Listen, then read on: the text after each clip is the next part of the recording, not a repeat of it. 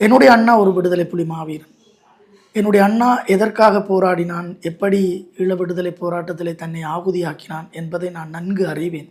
அந்த அடிப்படையிலே தான் அவனுடைய கனவை பற்றிய அவனை பற்றியதாக இந்த நடுகள் நாவலை நான் எழுதியிருக்கிறேன். அதே போல் நான் சிறு வயதிலே போரால் இடம்பெயர்ந்த ஒரு ஒரு சூழலிலே, நாங்கள் ஒரு காட்டிலே எங்களுக்கு விடுதலை புலிகள் வீடமைத்து தருகிறார்கள். நாங்கள் அந்த வீட்டிலே வசித்து கொண்டிருக்கிற அந்த காலத்திலே நான் ஒரு விறகு வெட்டுகின்ற, காட்டு பழங்களை ஆய்ந்து விற்கின்ற ஒரு ஒரு சிறுவர் தொழிலாளியாக மாறி இருக்கக்கூடிய என்னை என்னுடைய வீடு தேடி போராளிகள் என்னை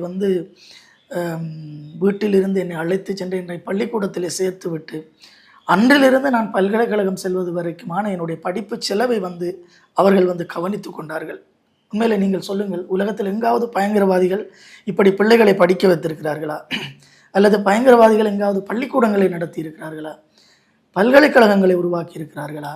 உண்மையிலே எங்களுடைய விடுதலை போராளிகளினுடைய அந்த அறம், அவர்களினுடைய உன்னத போக்கு என்பவற்றை நான் அவர்களுக்கு அருகில் இருந்தே நான் உணர்ந்திருக்கிறேன், வாழ்ந்திருக்கிறேன், பார்த்திருக்கிறேன். என் சகமானவர்கள் போராளிகளாக இருந்திருக்கிறார்கள், என் நண்பர்கள் போராளிகளாக இருந்திருக்கிறார்கள், என்னுடைய அண்ணன்கள், என்னுடைய அக்காக்கள் போராளிகளாக இருந்திருக்கிறார்கள். நாங்கள் அவர்களை அவர்களுடைய ஒரு வாழ்வை முழுமையாக நாங்கள் பார்த்திருக்கிறோம், அவர்களுடைய லட்சியத்தை பார்த்திருக்கிறோம். அவர்களை எங்களுடைய தேசத்திலே நாங்கள் கண்ணீரோடு விதைத்து எங்களுடைய இதே கைகளால் அவர்கள் மீது மண்ணை தூவி அவர்களை நாங்கள் வழிபட்டு எங்களுடைய தேசத்தில் விதைத்திருக்கிறோம். அத்தகைய எங்களுடைய போராளிகளுக்கு எதிராக இப்படி தங்களுடைய அரசியலுக்காக, தங்கள் மீது கவனத்தை ஏற்படுத்த வேண்டும் என்பதற்காக, தங்களுடைய தன்னலத்துக்காக, தங்களுடைய வருவாய்க்காக இப்படி செய்வது என்பது ஒருபோதுமே ஏற்றுக்கொள்ள முடியாத விடயம்.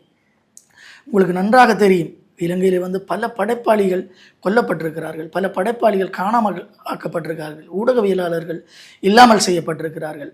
யாரெல்லாம் இந்த விடுதலை போராட்டத்துக்கு ஆதரவாக பேசுகிறார்கள், எழுதுகிறார்கள், இயங்குகிறார்களோ அவர்களுக்கு பல நெருக்கடிகள் ஈழமண்ணிலே உருவாக்கப்படுகின்றன. அப்படியானால் புலிகளுக்கு எதிராக, போராளிகளுக்கு எதிராக பேசுவது என்பது ஒரு சௌகரியமான விடயமாக மாறியிருக்கிறது. அதே போல் அது ஒரு ஒரு சந்தையிலே ஒரு கவனத்தை தரக்கூடிய ஒரு இலக்கிய பொருளாகவும் மாறி இருக்கிறது என்ற அடிப்படையிலே தான் இவர்களுடைய இந்த செயற்பாடுகள் அமைந்திருக்கிறது. உண்மையிலே இது ஈழ மக்களுக்கு அடிப்படையிலே எதிரான ஒரு விடயம். நீங்கள் கடந்த மாவீர நாளிலே கூட மிக கடுமையான காலநிலை சீற்றம், புயலுக்கு மத்தியில் எங்களுடைய அத்தனை மக்களும் வடகிழக்கெங்கும் இருக்கக்கூடிய 27 துயிலும் இல்லங்களிலும் ஒன்று சேர்ந்து எங்களுடைய வீரர்களுக்கு விளக்கேற்றி இருக்கிறார்கள். அப்படியென்றால் எங்களுடைய ஒட்டுமொத்தமான மக்களும் எங்களுடைய போராளிகளின் பக்கம் நிற்கிறார்கள், அவர்களுடைய கனவை சுமந்திருக்கிறார்கள், அவர்களுக்காக கண்ணீர் விடுகிறார்கள் என்றால் எங்களுடைய படைப்பாளிகள் எங்களுடைய மாவீரர்கள் போராளிகளுக்காகத்தான் சிந்திக்கவும் எழுதவும் வேண்டும். அதற்கு எதிராக செய்வது என்பது அறமே கிடையாது. படைப்பென்பதே ஒரு அறத்தின் அடிப்படையிலிருந்து தான் பிறக்கிறது. இவர்களினுடைய படைப்பு என்பது ஒரு அநீதியிலிருந்து தான் பிறக்கிறது. இப்போ அதே மாதிரி நீங்கள் உங்களோட முன்னுரையிலையும் நீங்கள் நிறைய சொல்லியிருக்கீங்க. இப்போ நீங்கள் புலிகளுக்கு ஆதரவாகவோ இல்லை அந்த போராட்டங்களுக்கு ஆதரவாக நீங்கள் எழுதுகிற அந்த ஒரு தருணத்தில் உங்களுக்கான சவால்கள் இப்போ அதிகார வர்க்கத்திலிருந்தும் சரி, இல்லை அரசு சார்ந்தும் சரி, உங்களுக்கான எதிர்ப்புகளும் இல்லை உங்கள் மீது அந்த ஒடுக்குமுறையும் கண்டிப்பாக இருக்கும் இல்லையா? அந்த சவால்களை நீங்கள் எப்படி சமாளிக்கிறீங்க? நான் எழுத ஆரம்ப காலத்திலிருந்து எனக்கு அத்தகைய சவால்கள் இருந்தன. எனக்கு முன்னோடிகளாக இருந்தவர்கள் கூட நான் 2006 நான் எழுத தொடங்குகிற காலம் 2004, 2005. நான் அப்போது விடுதலை புலிகளின் கட்டுப்பாட்டில் இருக்கிறேன். நான் 2006ஆம் ஆண்டு யாழ் பல்கலைக்கழகத்துக்கு 2005 நான் செல்கிறேன். நான் தீவிரமாக எழுத தொடங்கியது 2006ஆம் ஆண்டிலிருந்து. அப்போது என்னுடைய முன்னோடிகள் எனக்கு சொல்கிறார்கள், நீ எழுதுவது மிக தீவிரமாக இருக்கிறது, இதனால் உனக்கு ஆபத்துகள் ஏற்படலாம், அச்சுறுத்தல் ஏற்படலாம் என்று சொல்லுகிறார்கள். ஆனால் என்னை கட்டுப்படுத்தி கொள்ள முடியாமல் இருக்காது. இயல்பாகவே அந்த வயதில் எனக்கு ஏற்படுகிறது. நான் வெளிப்படையாகவே நான் எழுதுகிறேன், தீவிரமாக நான் எழுதி கொண்டது ஒரு காலகட்டம். அப்போதே எனக்கு அச்சுறுத்தல்களும் பிரச்சனைகளும் உருவாகியது. 2009ஆம் ஆண்டிலே நான் யாழ்ப்பாண பல்கலைக்கழக மாணவர் ஒன்றியத்தினுடைய செயலாளராக நான் இருந்தேன். இறுதிப் போர் நடந்த ஒரு தருணத்திலே மக்களுக்காக இந்த போரை நிறுத்த வேண்டி குரல் கொடுக்க வேண்டிய ஒரு கடமை எனக்கு வருகிறது. அந்த நாட்களில் இலங்கை இராணுவத்தினுடைய மிக கடுமையான உயிர் அச்சுறுத்தல் எனக்கு விடுக்கப்படுகிறது.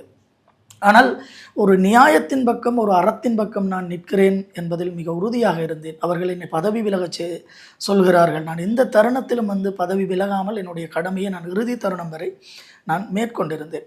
அதற்கு பிறகும் என் மீதான அச்சுறுத்தல்கள், கண்காணிப்புகள், விசாரணைகள் தொடர்கள் வந்து தொடர்ந்து கொண்டு தான் இருந்தது. ஆனால் அதையெல்லாம் கடந்து நான் எழுத வேண்டும், அதே போல் என்னுடைய மண்ணிலே வாழ வேண்டும் என்கிற ஒரு 2 முடிவிலும் நான் மிக உறுதியாக இருந்தேன்.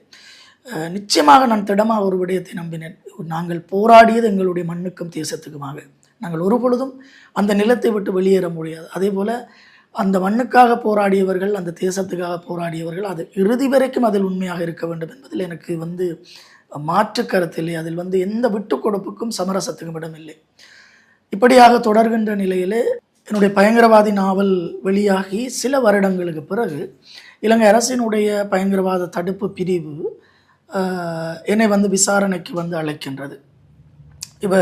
பயங்கரவாத தடை சட்டத்தின் கீழ் இப்படியாக விசாரணைக்கு அழைப்பது என்பது உண்மையிலே ஒரு மிகப்பெரிய ஒரு பதற்றத்தை, அதே போல் ஒரு அச்சத்தை உருவாக்கக்கூடிய ஒரு நிலைதான். ஆனால் இந்த இடத்தில் நான் ஒரு விடயத்திலே வந்து தெளிவாக இருக்கிறேன். எப்படி என்றால், நாங்கள் கடந்த காலத்திலே நடந்த போராட்டத்தினுடைய பதிவுகளை நாங்கள் பதிவு செய்கிறோம், அதாவது வரலாறுகளை பதிவு செய்து வருகிறோம்.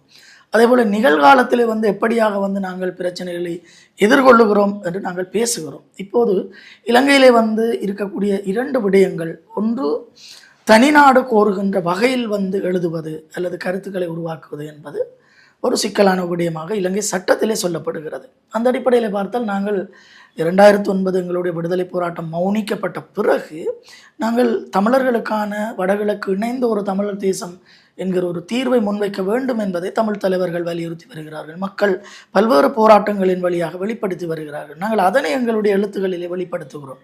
ஆனால் தனிநாடு கோருகின்ற முயற்சியாக அது இல்லை என்ற ஒரு அடிப்படையில் நான் வந்து துணிந்து எழுதுவதற்கான ஒரு ஏது இருக்கிறது. 2வது விடயம், விடுதலை, அதாவது ஆயுத போராட்டத்தை மீண்டும் ஆரம்பிக்கின்ற வகையில் அல்லது விடுதலை புலிகள் இயக்கத்தை மீள கட்டமைக்கின்ற வகையிலே வந்து எழுத்து முயற்சிகளை மேற்கொள்வதை குற்றமாக அல்லது தடை செய்யப்பட்ட விடயமாக இலங்கை அரசு சட்டம் அல்லது பயங்கரவாத தடுப்பு பிரிவு கருதுகிறது.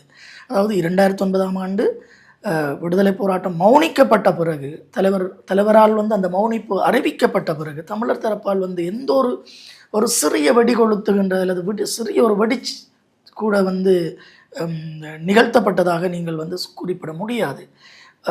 அதாவது பயங்கரவாத தடுப்பு பிரிவிடமே நான் இந்த விஷயத்தை கூறியிருந்தேன். அதாவது தமிழர்கள் மீண்டும் ஆயுதமேந்தி போராடுகின்ற மனநிலையில் அவர்கள் நொந்திருக்கின்றார்கள், காயப்பட்டிருக்கின்றார்கள். ஆனால் ஏன் ஆயுதமேந்தி போராடினார்கள் என்பதனுடைய நியாயத்தை நாங்கள் பேசுவதை நீங்கள் தடுக்க முடியாது என்ற கருத்தை நான் சொல்லியிருக்கிறேன். அப்போ அந்த கருத்தை வலியுறுத்துகின்ற அடிப்படையிலே பார்க்கின்ற பொழுது நான் ஒரு மிக நியாயமான ஒரு பாதையிலே பயணிக்கின்றேன். அதற்கு வந்து சிங்கள மக்கள் வந்து அந்த நியாயமான என்னுடைய அந்த பயணத்தை வந்து அவர்கள் ஏற்றுக்கொள்கிறார்கள். நான் ஒரு வகையிலே வந்து பிரிவினைவாதத்தை தூண்டுகின்ற, தனிநாடு கோருகின்ற வகையில், விடுதலை புலிகளை மீளுருவாக்குகின்ற வகையிலே நான் எழுதியிருந்தால் ஒருபோதும் சிங்கள மக்கள்